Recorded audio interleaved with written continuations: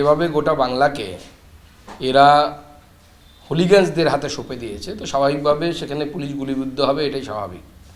এবং ডিজি বলেছিলেন যে পুলিশের দিকে গুলি চালালে, একটি গুলি চালালে নাকি ওনার পুলিশ 4টে গুলি চালাবে। তো আমি তো দেখলাম একটা এনকাউন্টারেই তো পশ্চিমবঙ্গ পুলিশের হাওয়া বেরিয়ে গেল, পাংচার হয়ে গেল। ডিজির কথা আর দাম থাকলো না। চণ্ডীতলার থানা ওসি যদি গুলিবিদ্ধ হন তাহলে 4টে গুলি চালানোর কথা ছিল। তো ওসি কি একটিও গুলি চালিয়েছে? মাঝরাতে হাওড়ায় রহস্যজনকভাবে গুলিবিদ্ধ হুগলি চণ্ডীতলা থানার আইসি। পুলিশ অফিসারের হাতে গুলি লেগেছে। ঘটনাস্থলে গাড়িতে ছিলেন এক মহিলা, ঘটনাস্থলে ছিলেন আরো কয়েকজন। মহিলার মুখে রক্ত লেগেছিল দাবি প্রত্যক্ষদর্শীর। আহত আইসিকে হাসপাতালে ভর্তি করা হয়েছে, কিন্তু কে গুলি চালালেন এখনো তা নিয়ে ধোঁয়াশা। মধ্যরাতে কেন নিজের জেলা ছেড়ে হাওড়ায় এসেছিলেন আইসি?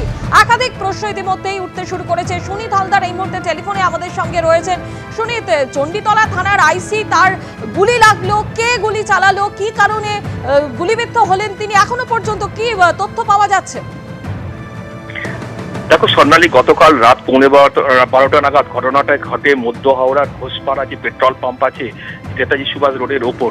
এবং এই ঘটনা থেকে তদন্ত শুরু করেছে হাওড়া সিটি পুলিশ এবং হুগলি জেলার গ্রামীণ পুলিশ আছে, তার বিশেষ তদন্তকারী দলও আজকে একটি তদন্তকারী দল আছে। এবং ওই যে পুলিশ অফিসার গুলি চালানোতে আহত হয়েছে তাকে নারায়ণা সুপার স্পেশালিটি হাসপাতালে ভর্তি আছে, তাকে এবং তার সঙ্গে তাকে জিজ্ঞাসাবাদ করার জন্য। যদিও এখনো পর্যন্ত শেষ খবর পাওয়া পর্যন্ত ডাক্তাররা এখনো পর্যন্ত কথা বলার অনুমতি দেয়নি। এবং শুধু তাই নয়, ওই ঘটনাটা যখন ঘটে অর্থাৎ 12:15টার সময় একটা গাড়ি দাঁড়ায় এবং সেখানে গুলি চালানো শব্দ শুনে দেখা যায় যে একজন ব্যক্তি সে রক্তাক্ত অবস্থায় পড়ে যাচ্ছে নিচে। এবং সেই সঙ্গে সঙ্গে যখন তার কাছে তাকে উদ্ধার করতে যায় তখন সে তার নিজের পরিচয় পত্র দেখায় যে তিনি পুলিশের অফিসার, তিনি দেখান। তারপর সঙ্গে সঙ্গে তাকে নিয়ে যাওয়া হয় হাসপাতালে। এবং এই ঘটনায় যেটা জানা যাচ্ছে, শুধু তিনি ওই একাই ওই গাড়িতে ছিলেন না, ওর সঙ্গে একজন তার বান্ধবী একটা মহিলাও ছিলেন, তার সঙ্গে পূর্ব পরিচিতি মহিলা তার সঙ্গে ছিলেন। এবং তারও গা রক্তে ভেসে যাচ্ছিল, দুজনের গায়ে রক্তে ভেসে যাচ্ছিল। এই ঘটনার পর যেটা সঙ্গে সঙ্গে খবর যায় শিবপুর থানায় এবং ব্যাটরা থানায়, সেখান থেকে পুলিশ ছুটে আসে। হাওড়া সিটি পুলিশের যারা উচ্চপদস্থ আধিকারিক তারাও ঘটনাস্থলে ছুটে আসেন, গোয়েন্দারা ছুটে আসেন এবং গোটা ঘটনার তদন্ত শুরু করে।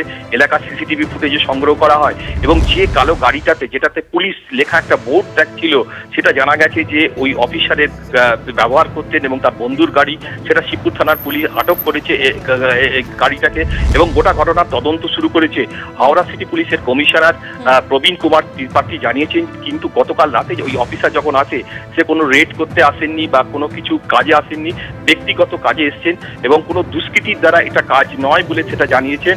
অর্থাৎ যেটা জানিয়েছেন যে গুলি যে চালানো হয়েছে সেটা প্রাথমিকভাবে এই স্টেটমেন্ট থেকে বোঝা যাচ্ছে। কি হয়েছে তা জানার জন্য শুনিয়ে ইতিমধ্যে ফ্যাক্ট ফাইন্ডিং টিম গঠন করা হয়েছে, তুমি যেমনটা বলছিলে। আপাতত তোমায় ধন্যবাদ।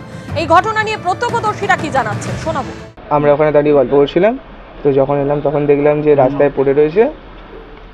এবার তারপরে ডাকা হলো, সবাই মিলে জিজ্ঞেস করলাম যে কি হয়েছে। তারপর বের করে বলছে যে আমি পুলিশের লোক আছি। তারপরে রক্ত ভর্তি ছিল, ওই জন্য গায়ে হাত পায়ে জল ঢাললাম, ঢেলে বললাম যে চলে যাও হসপিটালে নিয়ে চলে যাও। বললো কোথায় নিয়ে যাবো? বললো হাওড়াতে নিয়ে চলে যাও। বলছে হাওড়াতে নিয়ে গেলে কেস হয়ে যাবে, প্রাইভেটে নিয়ে চলে যাবে।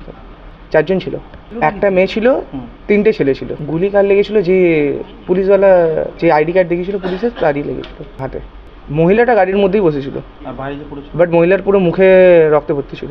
উনি বললেন আমি পুলিশে আছি, ম্যাটারটাকে বেশি বড় করো না, ছেড়ে দাও, তোমরা চলে যাও, আমরা বুঝে নিচ্ছি।